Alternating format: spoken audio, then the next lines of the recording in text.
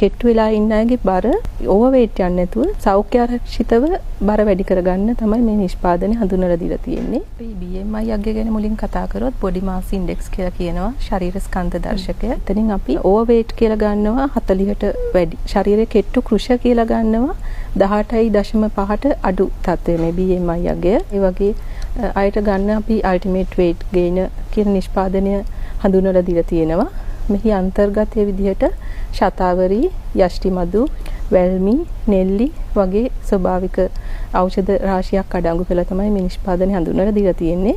කෙට්ටු වෙලා ඉන්න අයගේ බර ඕවර්වේට් යන්නේ නැතුව සෞඛ්‍ය ආරක්ෂිතව බර වැඩි කරගන්න තමයි මේ නිෂ්පාදනය හඳුන්වලා දීලා තියෙන්නේ. ආහාර හොඳින් ජීර්ණය කළා, මලබද්ධ තත්ත්වය අඩු කරලා ශරීරය පුෂ්ටිමත් කිරීම තමයි එතකොට වැල්මි, හාතවාරිය මේ වගේ ඖෂධ වලින් කරන්නේ. ඒතර මේක සාමාන්‍යයෙන් අවුරුදු 13ත් අවුරුදු 60ත් අතර ඕනම කෙනෙක්ට පාවිච්චි කරන්න පුළුවන්.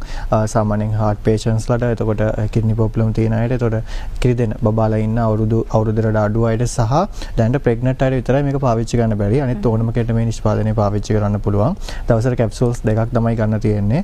උදේ එකයි හවස එකයි කැම කන විනාඩි 15කට කලින්. ඒතර මේකෙන් වෙන්නේ අපේ ශරීරය ගොඩක් උෂ්ණයි නම්. මේක උෂ්ණත්වය පාලනය කරන එක, අපි ගන්න ආහාරවල තියෙන පෝෂක පදාර්ථ හොඳට ශරීරය ඇබ්සෝබ් කරන එක සහ අපි ස්ට්‍රෙස් එක රිලීස් කරන වගේ දේවල් තමයි මේකෙන් වෙන්නේ. අපි